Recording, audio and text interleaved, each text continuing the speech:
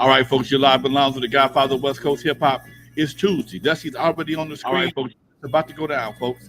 Here we are, here we are, here we go, here we go. Boy, we got stuff going on today. From the West Coast to the East Coast and everything between, folks. From Eve after dark to concerts in the park, you're live with Lonzo, the Godfather of West Coast Hip Hop, in the dugout. No, on the screen, ready to go. Got his bat in his hand, warmed up, ready to fly. My man, Dusty Vision, y'all. Here we go, Dusty. Talk to me. What up, Lons? How you doing, my man? Yeah, I'm doing fantastic. They got me burned. They got me burning candles at both ends, but I'm handling it. I can handle the flame. I ain't worried about it. Love it, man. Keeps you young, dude. Keeps you young. Shout out to the chat. Remind everybody to hit that like button before you step into the building. I already see my dude Marlon in the building. Easy Steve. We got a great show. Let's talk about the first story, Lonzo, before we get into the bulk of what I want to discuss with you tonight. But first things first, man. Blueface and Chrisean Rock recently had their baby.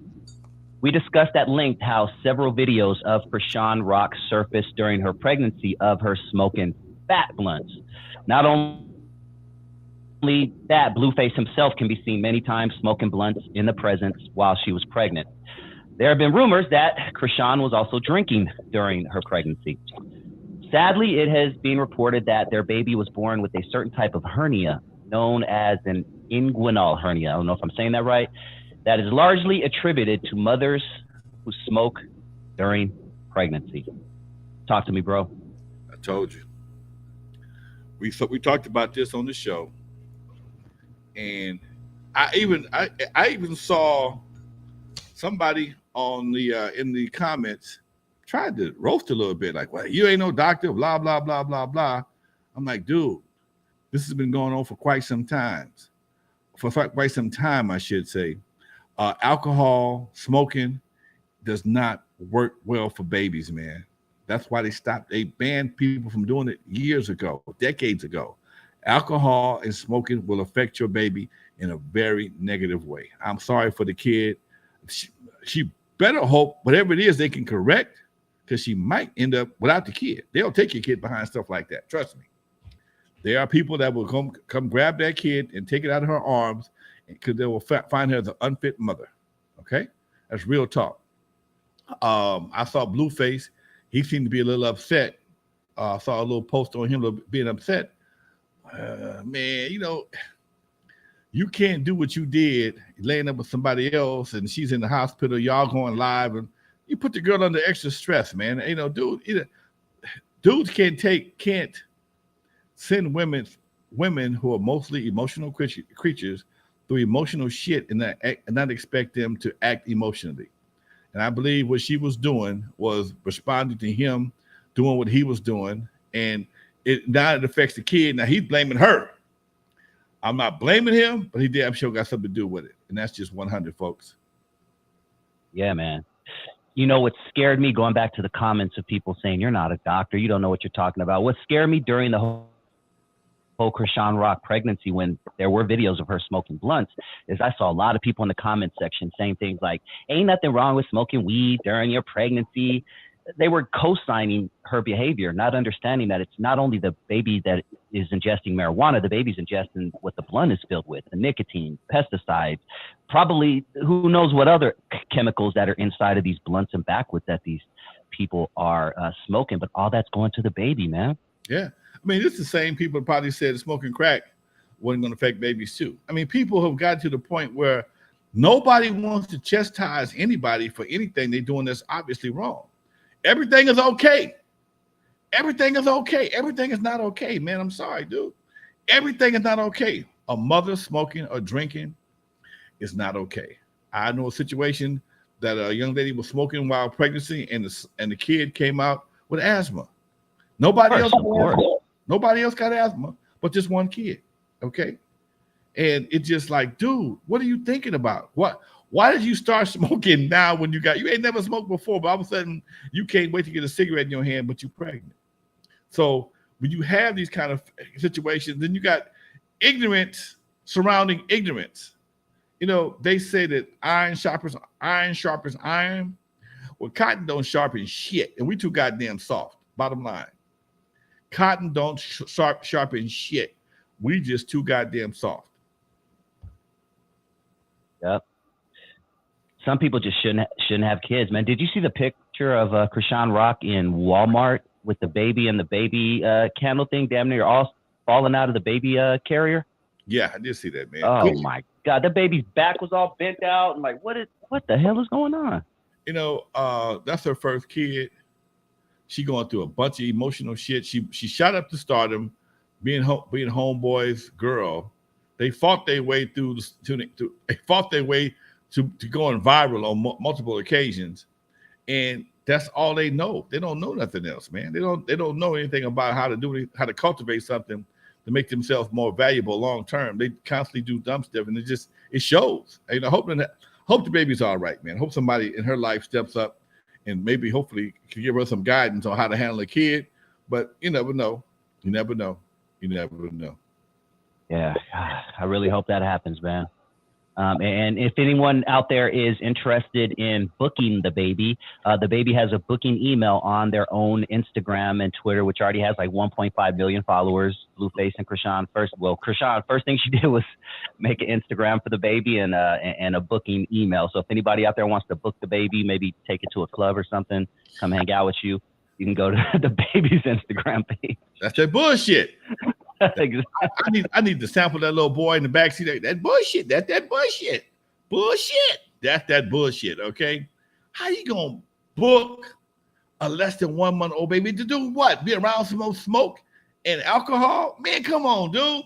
So they're gonna fuck around, and Child Protective Services are gonna knock on their door, and the baby gonna be in somebody's foster care. Keep on. You think they playing with you? They not playing. They're going to look out for that child's best interest. And the cold part about it, they're going to give somebody the bill. Child Protective Services will come in your house, take your kids, and give you a bill for the care. No bullshit. Happened to my partner. One of my partners had some knucklehead sons. He whooped their ass one time too many.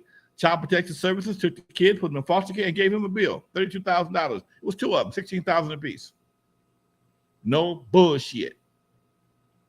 No bullshit. Okay, I'm telling you what I'm not telling you what I heard. I'm telling you what I know. The brother worked for me for God knows how long, man. He come here crying and mad. They took my kids because I spanked them because they did some dumb stuff. He put hands on them. They cried to the white folks and shit. Next thing they know, they was in foster care, doing all kind of menial jobs and stuff for the foster care people, crying to come home, but they wouldn't let them come home. Meanwhile, shit. My boy opened the mail up, and they go bill for $32,000. OG Steve, I think. OG Steve, good looking out. He says she throws a Frenchie pup too. That girl crazy, child abuse and animal abuse. Damn, she put a Frenchie in with her baby too. I didn't see that part, dog. Dude, you messing with your own folks. One thing, black men don't have no protection, and black women protection may be limited, but black kids, babies. Somebody gonna feel sorry for that baby and snatch her out the house and give it to somebody else that's gonna be a real mama to her. At least till she can get herself together. Make her take some classes, which gonna cost some more money. You watch. That's how this shit go. Gonna get parenting classes, gonna get anger management classes, drug rehabilitation classes, gonna stick you with a bunch of money. Baby gonna sit someplace, you're gonna come out, you gonna have a bill, you get your baby back, but you gonna have a bill too. Blueface got the money. What the hell? He ain't worried about it. Or you can book the baby and pay for it. What the fuck? Anyway, gonna get me started on this shit. And to the ladies out there, I'm sure Blueface gave Chrisean many signs, red flags we call them, but she chose to ignore them anyway and still let this man bust up inside of her, shoot the club up, as they say. And women got to be more careful. I got to tell the women, you got to be more careful who you let put their penis inside of you. Man, look. That the lure of being able to hound him or be in his life supersedes all common sense. He's a celebrity right now. He ain't had a hit in quite some time, but he finds a way to stay viral, stay relevant. Mostly it's negative, and mostly because of her. And you know, sometimes the lure of fame can outweigh common sense, man. You can't stop that. You can't fix stupid. Give a fuck. Stupid does not come with a repair kit. It don't happen like that. Stupid does not come with a repair kit. Yep. And no disrespect to any women with neck tattoos, but if your chick gets a neck tattoo, bro, you got a crazy one. Like any chick that she has a Mount Rushmore of Blueface, all four Bluefaces on her neck, dog. Like if a chick is crazy enough to do that, she is crazy enough to cut your dick off when you're sleeping. That's just only hot for a short period of time. Then it's gonna get old. It's gonna get commonplace. Just like Lil Uzi Vert with the diamond in his forehead. That shit was hot for a hot minute. All of a sudden his forehead started bleeding and ain't hot no more. He got some internet time and then it went away. Simple, all that shit's gonna go away. And that's the bad part about it. But she decided to move on with her life or get herself together. If she does, the next guy ain't gonna want to be doing nothing with her looking at Blueface's eye for 8 sets of Blueface's eyes, 4 pair of Blueface's eyes on the side of her neck. That's some bullshit. Facts, man. And this story keeps going and going. We'll just talk about it for a couple more minutes because something else came out. Blueface put out a tweet saying, "My son's not healthy because she drank, smoked, and got hit." I'm assuming that means having sex with other men. Her whole pregnancy. She couldn't even take 1 month off. And he also is receiving backlash, Lonzo, to end this story. I would love your thoughts on this. I don't know if you saw this, but he actually leaked a picture of his son's genital area, which allegedly shows the massive hernia. What are your thoughts on that? My boy, Gary's Garage said it best. The niggaverse. Man, that kid's gonna hate you for having his balls on internet when he get old. Hey, why'd you do that, man? Them is my nuts. Why you got my nuts on the internet? This is some niggaverse shit. Again, desperation to stay viral, man. Desperation to stay viral, dude. What can you say, man? Yeah. Facts. OG Steve, good looking out. He says, y'all see that video with Nicki Minaj doing the crackhead shuffle looking crazy with 28 guys in the studio? That's when I stopped to research on. I did see her just acting an ass that a 42-year-old woman shouldn't be doing. But I don't know. Did you see that video, Lonzo? No, I didn't. Yeah, we'll do some more research. We'll jump on that one next week, OGC. We'll talk more about that because that's a whole other story in itself. But I want to talk about something, Lonzo, that has kind of gone viral just this past couple of days, and it involves people that you put on, that you help out. Special Ed, rapper from the 80s and 90s, most famously known for his hit, I Got It Made, is facing backlash this week for comments he made about N.W.A.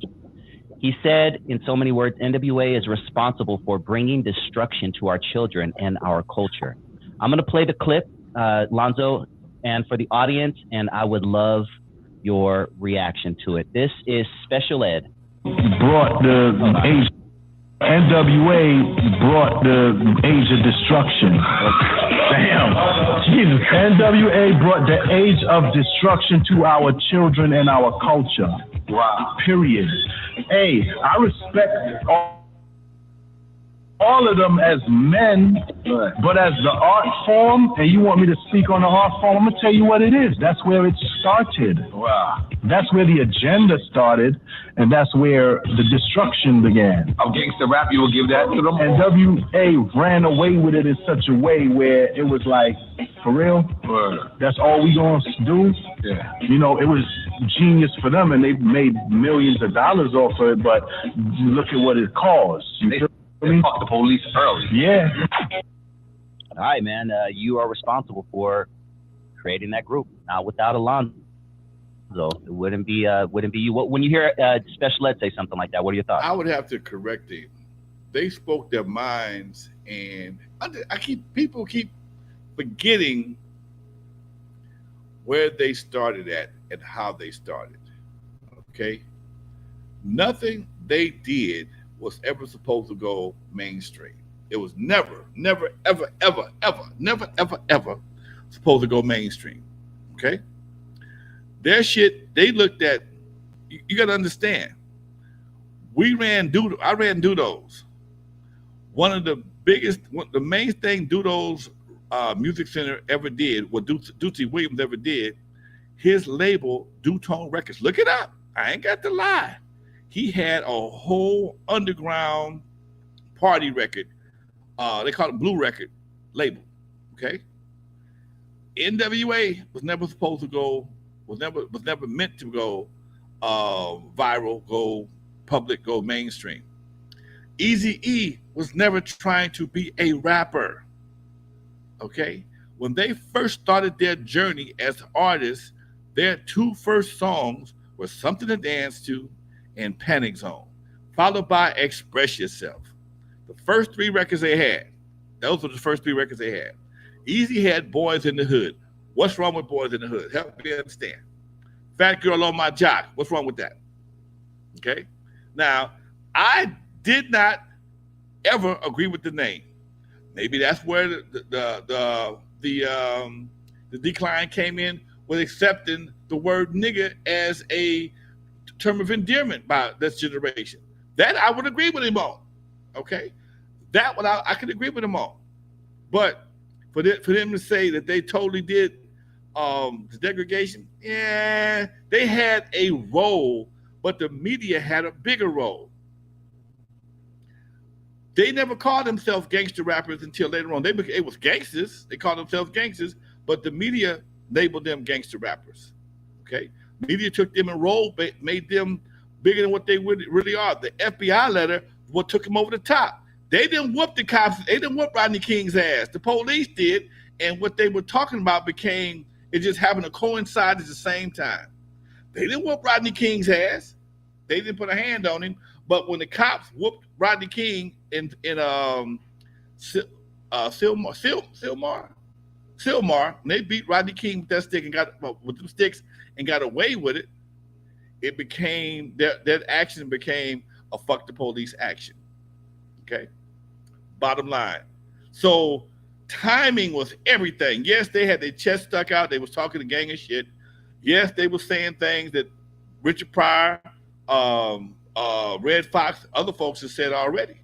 But because those records never went public, they were very popular, but they weren't made for radio. I was playing Richard Pryor. I would sample Richard, not really sampled. I would play Richard Pryor in some of my songs for Knee Deep. I mean, Aqua Boogie. I understand what he's trying to say. I couldn't give them the whole blame for that. If anything, it was actually Luke started it before the NWA. You got to understand when things change, man. When Luke, I'm not dissing Luke, but I'm saying when Uncle Luke dropped all his, hey, we want some pussy, hey, give him head, blah, blah, blah. They got sued. They got sued by Disney, okay? Luke Skywalker got sued by Disney, and he won. Up until then, there was parental stickers on anything that was not considered G-rated. Up until then, you had records that were made specifically for Walmart and specifically for the mom and pop stores. Okay. People always correct you on that. It was they keep saying it was Kmart that you mean, not Walmart. No, Walmart.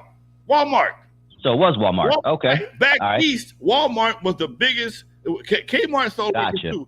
Back east, Walmart was the big. We didn't have a lot of Walmarts on the West Coast for a while. Walmart didn't get hit till 20 years. Okay. Back east, Walmart sold more records than anybody else. They was number one retailer for records. Then Best Buy moved into the area and started selling records as well. There was back at that time there was always two versions. You had the Walmart version and you had the street version. And the problem was once they lifted that ban on the parental guidance situation, the Walmart version went out the window. Walmart stopped carrying stuff like N.W.A. and Luther Campbell and everybody else. It went independent, and all the independents got rich. That's what happened. Okay, so now here you are. You got a group of youngsters that is talking crazy, just like they are right now. But this is the first time they talking this crazy about the police and all kind of other stuff. And the times are starting to make people go, damn, these guys got a point. And that's what made things different. The time we were in, we had the OJ situation, we had the Rodney King beating, we had the riots, we had all the stuff going on. Excuse me. And these times made them seem like, damn, they might have a point there. And for the first time, white folks are seeing what black folks is experiencing. That make a big difference. White folks get to see what black folks is experiencing, and you got these 5 guys from Compton, 5, 6, whatever number it was that week, guys talking about it out of Compton, and you got drugs in the city, and you got gangs for the first time, gangs and drugs, then hooked up. We always had gangs, we always had drugs. We always had gangs, we always had drugs. But now you got Reese's Pieces, baby. You got gangs and drugs, and you got murders everywhere. And their line was for years was they were the reporters to the streets. But they weren't the ones that brought the cocaine in from overseas. They wasn't the one that was making the guns and dropping them in the community. So they saw what was happening, sang about it, and got rich doing it. Did they create the environment? No. They didn't create the environment. The environment was already there. And anybody that knows music or knows anything about art, life and art imitate each other. Life imitates art, art imitates life. And that's what they were saying in the beginning. You're right. Tipper Gore was spearheading the parental label situation. They went to court and they get that shit like, man, fuck that, we ain't doing that no more. They have the right to say what they want to say. Only thing happened, they won the case. Luke won the case, and if you follow Uncle Luke talks about this, how he was the one that was able to get this. He fought this with his money, won, but everybody else benefited from it. So when you took the cap off of explicit lyrics, you opened the floodgates. So did N.W.A. did not go to court and fight that case. Luke did and won, and made it and made the First Amendment right to free speech something that was introduced to the rap game, which changed the rap. That's what changed the rap game. Now you can say what the fuck you want to. Then, even after all that, they made people bleep and reverse and all kinds of stuff. And now, you got to understand, folks be playing a long game. You think the internet just came around in the last 20 years? They knew this was coming a long time ago. That's why they've been making universal deals forever. They saw this coming, and now, because it used to be a time, even if you had some messed up stuff, because you only had so many radio stations to play the stuff on, you had to get past a gatekeeper, a program director, or a music director. Now there are no more program directors, no more music directors. So you got free speech, and nobody can stop you and tell you what you can and cannot say. That's what fucked everything up. That's when shit got fucked up. I knew you'd have a lot to say about this. Yep. Yeah, and I want to continue because this is a deep topic. Before I do, OG Steve, he says groups like NWA and Wu-Tang was the first groups to speak about what was going on the streets from their generation's perspective. Yeah, shout out to Wu-Tang Clan, one of the dopest also. Now see, this is where Lonzo gets off at. Lonzo is a baby boomer. NWA is Gen X. I got a different operating system. So at some point in time, I had to back up because I knew better, but I was telling the story the other day about Jeff D. When I got to Eve After Dark, Jeff D, he didn't understand the damn thing I was doing. You passed out how many flyers? You hang up posters? You pass out flyers? What kind of band you got? I ain't got no band. I got a DJ. What DJ gonna play for? He didn't play for 15 minutes. What y'all do the rest of the time? DJ played the whole night, boss. DJ played the whole night. So when you are doing some groundbreaking shit, people from the previous generation might understand that shit. Okay? And once they Jeffy let me do my thing, and that's how we got the West Coast jumped off in the beginning. Because somebody stepped back, you know what? I don't know what you're doing, but go ahead, give me my money. Let me do your thing. I can't do what you do. Go ahead, do your thing. But then he turned back around, and a few years later, I'm the same way. Look, man, I don't understand this nigga attitude stuff.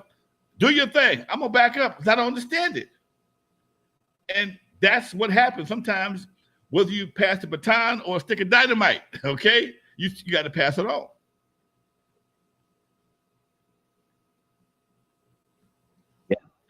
Yeah. There's a lot to dive into this special ed comment. Well, you know what?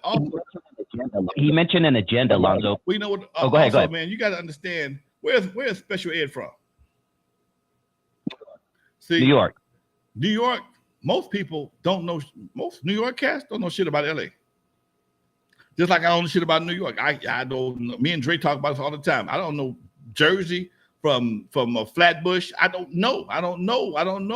So I don't know the streets of that. I don't know them streets. So it's real hard from a spectator's view. You can make that assumption because you don't know what was happening in the streets. All that crack and shit started here on the West Coast and then migrated to the East Coast. So we have a different perspective. Go ahead. Yeah. You know, in that interview, he mentioned an agenda. He went on to discuss that it was all a plan to push gangster rap and NWA with a perfect pawns, basically, in so many words. What do you think about that? They may have opened somebody's eyes to the potential, but they only had, 2 albums? Think about that. They had 2 albums and a couple of EPs. They had the first album, Straight Outta Compton. Then they had Nigga for Life. Then Easy did, then they had the EP 100 Miles and Running. Okay. Check your stats. You're correct. They had 2 albums. So you telling me 2 albums and 1 EP changed the world? Like, come on, man. Those some badass albums. Okay, they showed you a side of music that nobody had before. They were from the hood. They didn't give a damn. And I think what made them so successful is that what they were experiencing in LA, people were experiencing in Texas, because crack started traveling. You got Texas, Louisiana, Mississippi, Detroit. It started happening everywhere. So now what they're experiencing on the West Coast, it starts going, the drugs started going viral first. So then the gangs and the guns and everything started going viral. And then the attitude started going viral. And that's how it wasn't just them doing what they did. They had help allegedly from the government. So who's really responsible?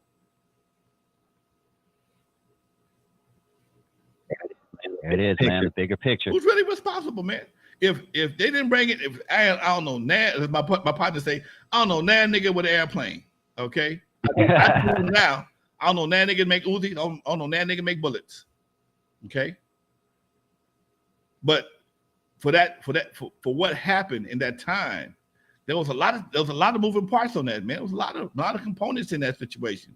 You know, if they'd have did that 10 years ago, they'd have got roasted because it wasn't that kind of party. It wasn't nobody tripping on no gangbangers like that. If you didn't have crack to finance the labels, the gangs, and everything else, this shit would have died a long time ago. That's what financed the whole damn generation, the whole damn movement was the crack money. Everybody wanted to get out of the crack. Everybody tried crack. Oh shit, these niggas killing. These niggas are killing folks. I want out. I'm gonna start a record company. Run DMC made it look easier. A pro makes a pro of any sport, any genre, music, sports, whatever the case may be. A pro make it look easy. Michael Jordan make flying through the air look easy as shit. But you don't know how many leg ups, whatever he does, exercises he had to do to get up that goddamn high. Kobe can shoot. Steph Curry from the 3-pointers. You don't know how many times what he had to do to perfect that. But rap was the first thing that came in. You don't need a whole lot of practice to make it work for you. Okay, it came in and folks get. And then now, all you gotta do is have a mouth and some lips, and you can make a record. Dope dealer was the only one that had money back then. The dope dealer was the only one that had money. So you got a lot of cats. Think about the kingpins of the music industry from the early 2000s and 90s. Where they get their money from? I'll wait. Where they get their money from? The streets. Yeah. All of them. Jeezy. I mean, I could go down the line. Yeah, that's Jay-Z. They'll tell you. Jay-Z, Jay Prince, Jeezy, Master P. I'll tell you, they was boys at the time. They was doing their thing on the streets, and they were legit. So that's NWA's fault too, because everybody had work. Come on, man. I'm not trying to justify shit. I'm just trying to keep the story straight. Blame who you can really blame.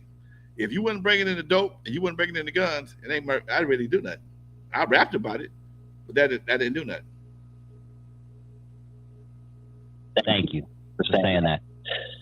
Before we continue, I want to ask everybody to hit that like button. If this is your first time checking out the channel, you are tuned into Not Without Alonzo. This is Alonzo Williams, the godfather of West Coast hip hop. I am Dusty Vision. We had up to 75 people in the building. It's been a while since we've gotten that high. We only have 29 likes. So please, if you're listening to the sound of my voice, just tap that like button right there. It really, really helps out the channel. Feel free to share it if you don't mind. Now, I want to keep on this, Lonzo. A lot of West Coast artists aren't feeling what Special Ed had to say. Exhibit sent out a tweet sharing his displeasure, many others. I know Big A friend of yours for a very long time, a friend of mine as well. And the homie Bayleaf jumped on a call today with Corrupt and Special Ed to get an understanding of the comments, to kind of be the peacemaker. I'm wondering if Big A is available for a quick phone call to share his thoughts on that matter. What are you doing, my brother? Yes, sir. Shout out to Big A, man. Compton legend. Used to own Underworld Records right off Compton and Castle. I'm not Alondra and Castlegate, right next to the Golden Bird Chicken. And the 2-for-1 pizza right there. Really good cat, man. Has done a lot for West Coast hip hop. He now manages Dog Pound and several other acts. Always on the road. He was just at the Easy Street Compton Civil right now. So yes, that's Big A. Let's see if he has his phone right quick, folks.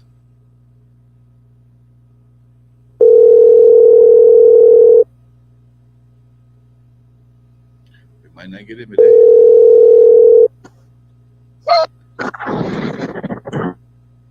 Yo. Hey, man, how you doing, brother? I'm doing fantastic. It's Big A, right? Yes, it is. Big A, I'm on my podcast right quick, man. Can y'all hear him okay, Arnold? Yes, we hear him, man. What up, Big A? Man, hey, how you doing, Dusty Vision? I'm blessed as always, my brother. We were sitting there talking about Special Ed trying to put all the world's problems on N.W.A. I heard you had made a comment earlier. Would you like to share that with us? Yes. Well, it affected a lot of people. I seen the narrative because they chopped up his stuff, and then other podcasters, other online entities took that, put a narrative on it. So, going back to my little board of directors on the same gang side with Corrupt and everybody, and we addressed that issue. And I told Corrupt, I said, man, people going at this dude, and we know where his mind is. He's getting attacked, and it can get worse if he don't step up. So let's get on the phone with him right now on FaceTime and give him a call and address this issue, Corrupt. And Corrupt didn't know what happened, so Corrupt looked it up and said, oh, shit. Because Corrupt brought him to me about a year ago with the Alliance, the Hip Hop Alliance, and Alonzo, the whole get out with that. Yeah. And so I know his heart, and I know what he was trying to say. So we need to get him to address it. So he addressed the issue. There's still some work that needs to be done because I got a lot of calls from some of our bigger heads in the game who was ready to tear his head off. So I'm just trying to calm that down because in this culture of hip hop and what we're doing right now, there was a form of a negative separation again, when that's not what it was. And he's the wrong guy, really, to attack him and bring him down, because I know Exhibit said something, you know, and then Sir Jinx went in and Warren called and was really, you know, want me to get him on the phone with him so he can really put it on him, man. And so I said, you know, so I just told Special he need to address this, get it out the way, and let us know what you really, really were trying to say, you know. So he addressed it.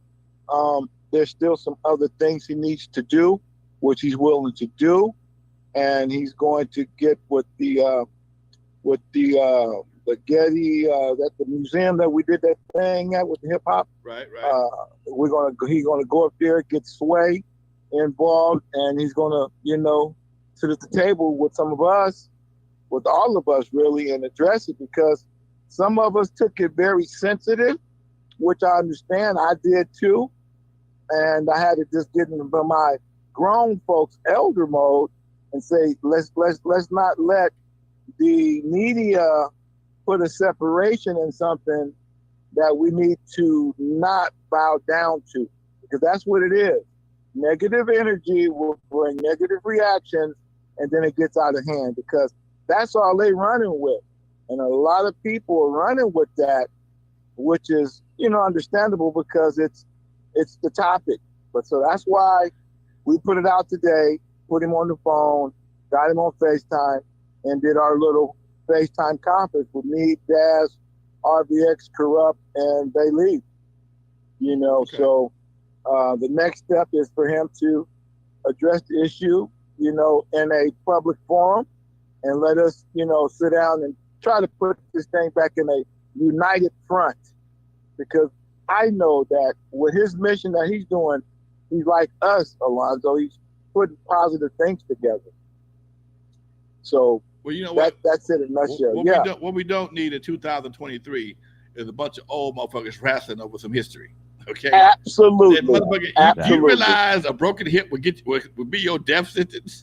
Absolutely, Alonzo. So that's why we all senior citizens, whether you want to admit it or not. Okay, it's the most difficult thing I can face right now. Absolutely, I'm a fucking senior citizen. Okay, absolutely, it's the most difficult thing. If you pass 55, you are considered a senior fucking citizen. Yes, okay? Yes, and my whole thing, I know what people, and I know what I want to do, but I have to remember, as an executive, as an artist, as a person that wanted to get booked for shows, we don't need that up under your belt, because, you know, they're going to say he has issues. And I don't want that to get out. But some of the brands that's been calling me, you know, I'm calming it down, because I don't want them to react and it affects their business, because it can. Okay. It really can. You know, much love, Doc. I thank you for taking time out, man, and giving us your opinion right quick. It's always good. Anytime, Alonzo. Dusty, much love. We got a date. Much love, baby. Peace, man. Keep me posted. I'm ready. We ready. You ready? We ready. November 22nd. Right. November 22nd, Wednesday, casino. Wow. Okay. Done deal. It's a full day. Wow. Hey. Yeah. Okay. All right. The rubber be in town. And let's get Big A back on the show too. All right. Done deal. Let's make it happen. I got some stuff I got to run past you. I need your help on, but I'll hit you offline. All right, brother. All right, appreciate it. Much love. Take care. All right. Later. All right, folks. That's how we do it here on NWA Knobs Out of Line. Telling y'all, Lonzo's Rolodex is deep. And see, what I like about my folks, I got enough respect to answer the phone. If they can answer the phone, they answer the phone. They answer the phone. Me and Big A was together not long ago. You were there, and we were just talking about some of the things we have to deal with sometimes. People forget, hey man, dude, when you needed me, I'll answer the phone for you. Why can't you answer the phone for me? Okay, I get somebody to get back to me so I can at least know that you not ignore me like I'm a groupie or some shit. I don't like that shit. Anyway, let's go. Yeah, I love how Big A is putting that together, man, because he, behind the scenes, has a lot of connections, east, north, south, west. And it's very important because people took this personal, Lonzo. I was reading some of the questions, and they're literally talking about damn near shooting a dude for just and I knew what Special Ed was trying to say. We said it on this show kind of in similar fashions, right? But it just didn't come out. Yeah. It started in that era, okay? It started in that era. They kind of lit the fuse. I'm not going to say they blew it up, but they lit the fuse, okay? And again, the fuse was attached to something. They didn't even make the fuse. They didn't make the bomb. They didn't make nothing to do with that. So the streets started to change, and they took that message, what they saw, to the streets. Dude, I remember distinctively, dude. I remember being at Eve After Dark, and I tell people this all the time. At Eve, when I first got to Eve, I would be. Think I look like I was going on a. Keep talking. I'm gonna let my dog out. Keep talking. I'm gonna let my dog out. When I first got to Eve After Dark in 1979, I went to work every day, looking like homeboy from Miami Vice. I was clean as a chitlin. I wore a tie to the club because that was the flavor. And all the gangsters that I knew, it was all just the same way. Wasn't nobody wearing no black jeans and Raiders shit back in the day. Raiders was around. Wasn't nobody sporting that kind of stuff. It was a whole different situation. And it just when it changed, when the streets changed, everything else changed. People's mindset, how they partied, where they partied, what they did, and it became so volatile, man, because you got folks that's been running together since they was kids, who lived around the corner, who can't go around the corner no more, because that corner is something else than what it was a few years back, or somebody got shot over a sack or whatever. The crack cocaine, that is what that became the disseminating fact for the community. That is the part that destroyed our community. Crack cocaine, and what they did to us in the 80s and 90s far exceeded what NWA ever could have done. The introduction of crack cocaine to our community was much more volatile, much more damaging, much more. And then it was so cold. The first black president, Bill Clinton, says, "Okay, fine. Y'all like crack cocaine? We like powder cocaine. We're gonna give y'all a mandatory 20 years for crack. We're gonna send you to rehab for powder." Same shit. Ice, you go to penitentiary. Water, you get to go to rehab. Same shit. Think about it. If I'm wrong, check me. Ice, you go to penitentiary. Water, you get to go to rehab. Because you know why? People, a certain group like to party with powder shit. They don't do crack that much. They did eventually, and that's when it really got dangerous, because now you got Susie Chapstick got knee pads on, servicing it, because she ain't got no more money. She done blew her goddamn trust fund getting high. Now she out there on knee pads. That's a problem. It wasn't an epidemic when the Shanae and everybody else was doing their thing, but when Susie Chapstick decided she wanted to have tried this shit out and got hung out, and now she hanging out with cats. Oh man, come on, dude. Come on. You know. Why did I just paint a vivid picture of Susie Chapstick in my head, man? You know, that was my favorite white girl on TV. She came on that ski slope. Susie Chapstick. Hi, I'm Susie Chapstick. Anyway, man, that's what we call white girls back then, Susie Chapstick. But you know, dude, it was a cruel time, that's hilarious, dude. I mean, think about that. When they unleashed that shit in our community, they brought it to us first. Brought it to Compton, Watts, LA, up north, and decimated a whole community of black folks in an effort of trying to get rich. I mean, understand this, and the plot was even thicker, because at that time, a lot of the jobs that we had on a regular basis that my partners went to work for, went to work at, the post office, General Motors, all these jobs, the tire shop, when they moved General Motors out of Southgate, when I was in the 9th grade, General Motors made cars right there off of Alameda. They made a whole car. You could pull up, they would take you to, there's no bullshit. They would take you to school. I mean, the school would had a field trip to take you to General Motors to see if you was interested in making cars one day. It would have you follow one frame. This is honest to God truth. They had a frame on a car frame, 4 tires. And I think the motor may have been in there. I'm not sure, but they would take this frame.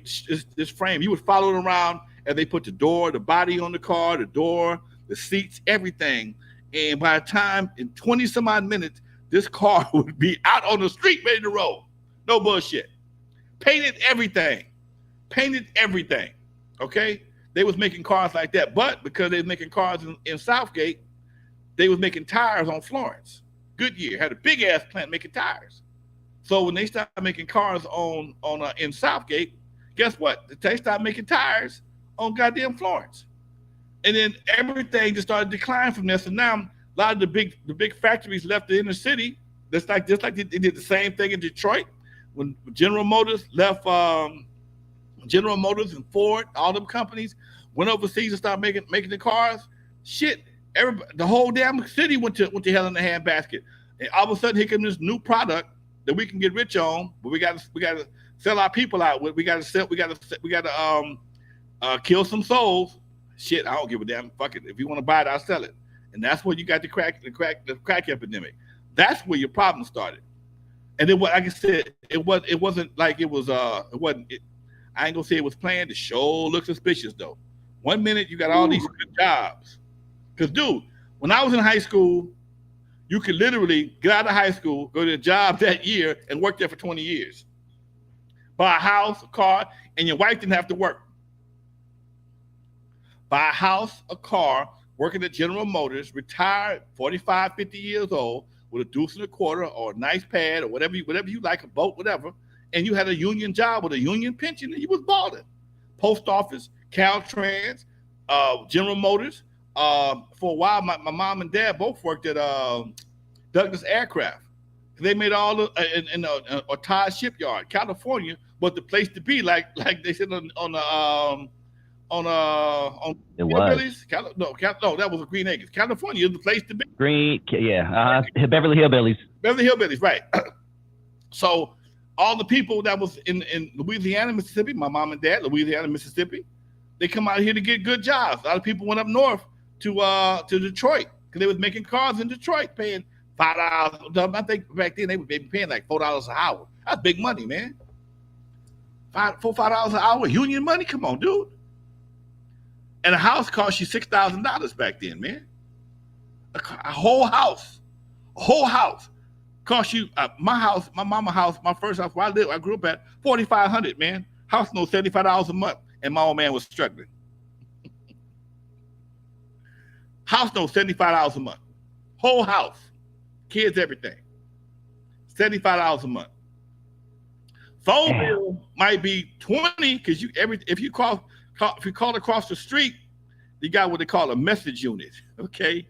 And them motherfuckers like 10, 15 cents a piece. Man, don't get me started on the old school, Doc. But I'm just saying, when you had all these things, as tight as it was, people were able to make it. It was a lot more fun, a lot more safer because, shit, man, you had families back then. Moms was respectable. All the women in the neighborhood was respectable. To your knowledge, you know, that's that. As kids, we always respected the older women in the community. And now that I think about it, they weren't that old. They might have been in their late 30s, early 40s back then. But they were the women in the neighborhood. They wasn't hanging out with the homies.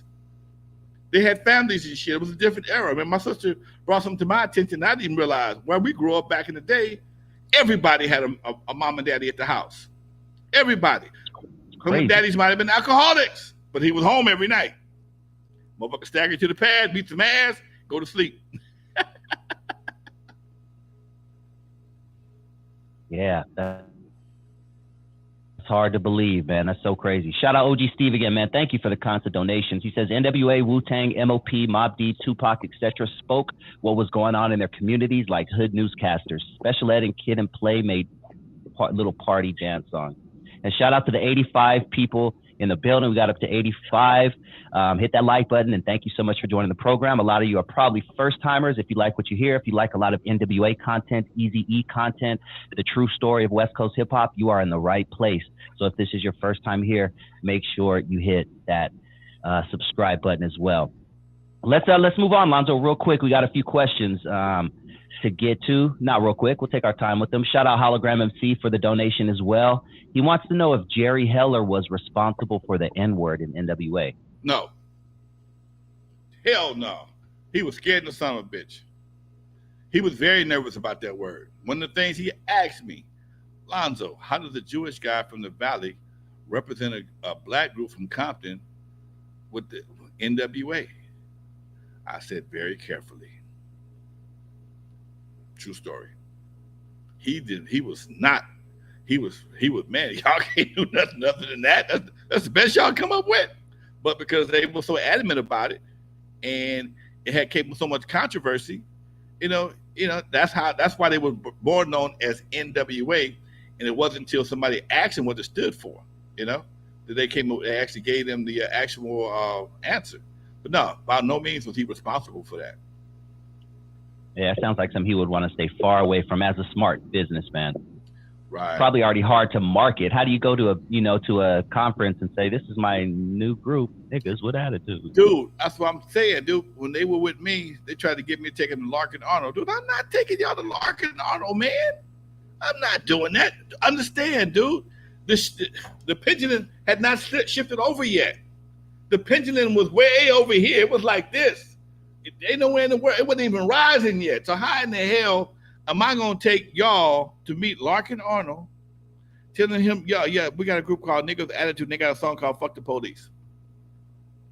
They're gonna do me like Fresh Prince Daddy would do fucking throw him out the whip door, yeah.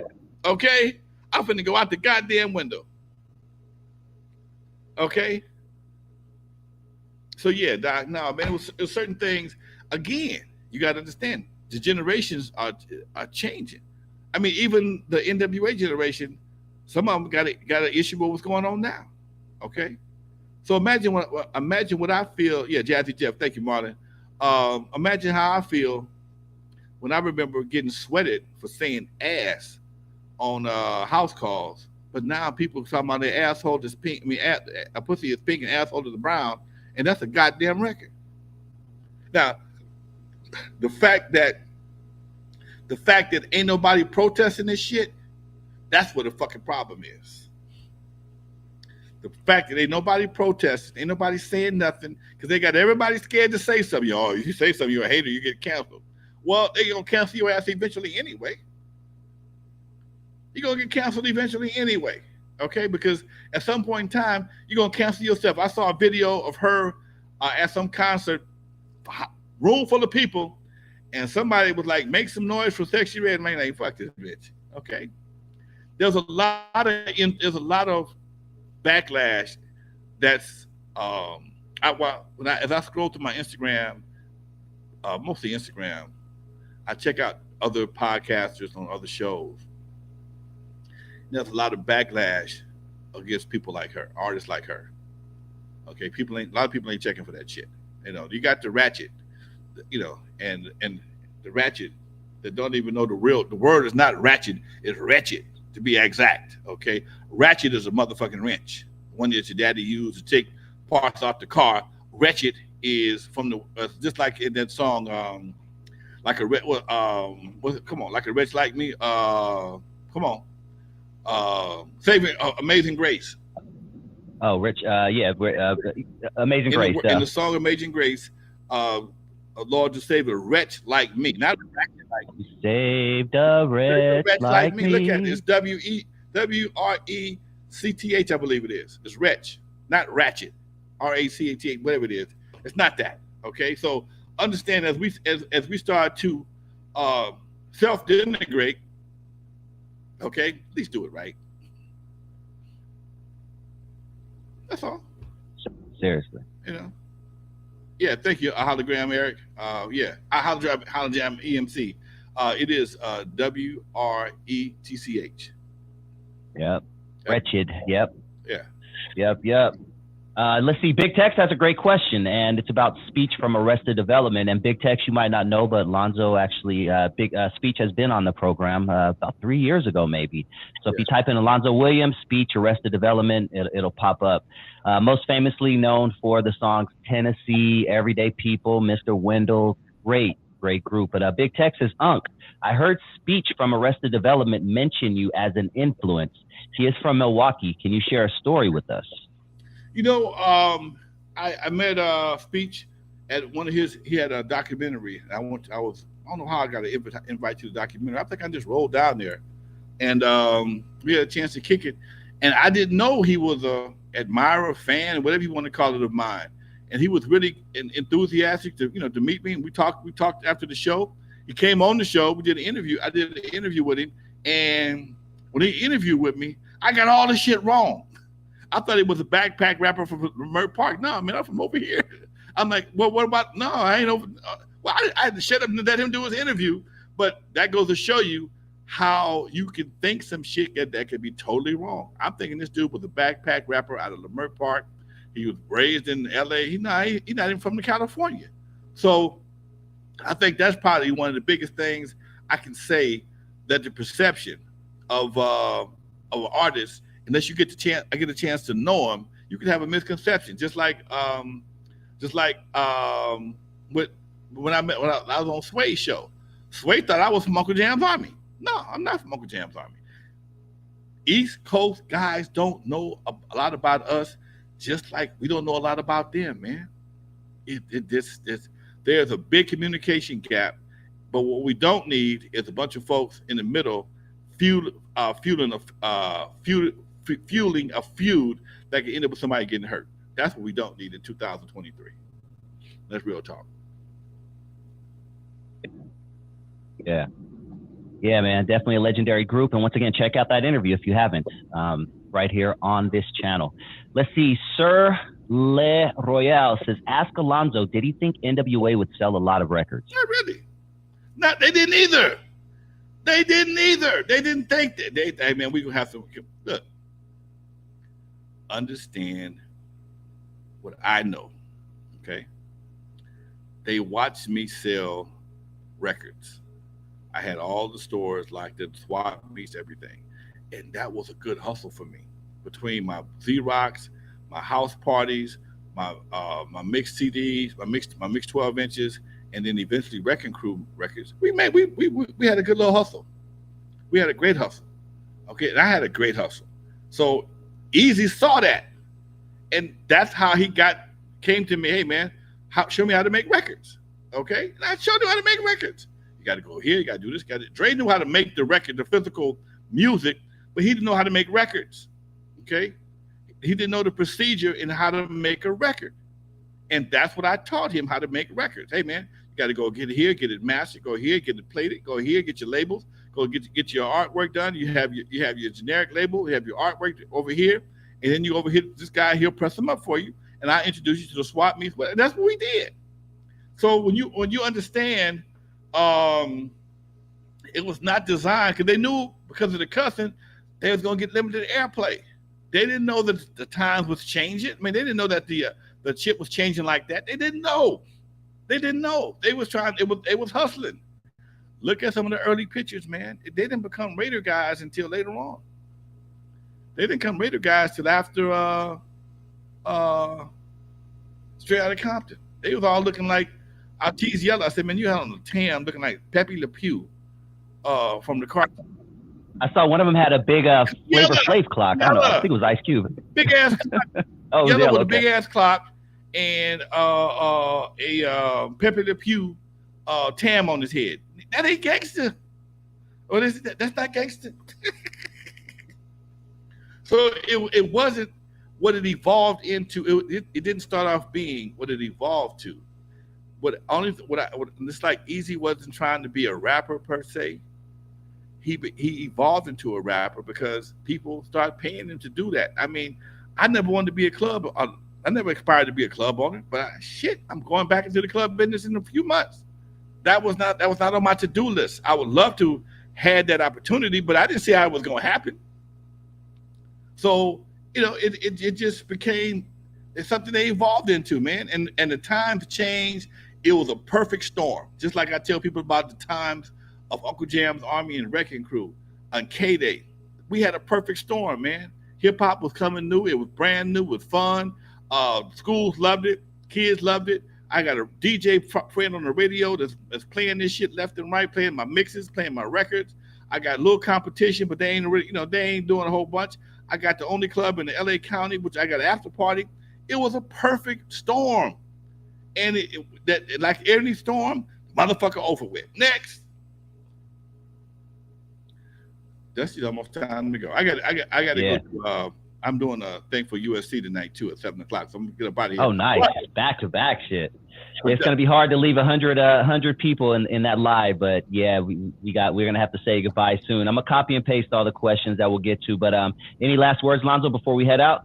We have a date for the Eazy-E celebration, street celebration, November 22nd, Wednesday. Why Wednesday? Day before Thanksgiving.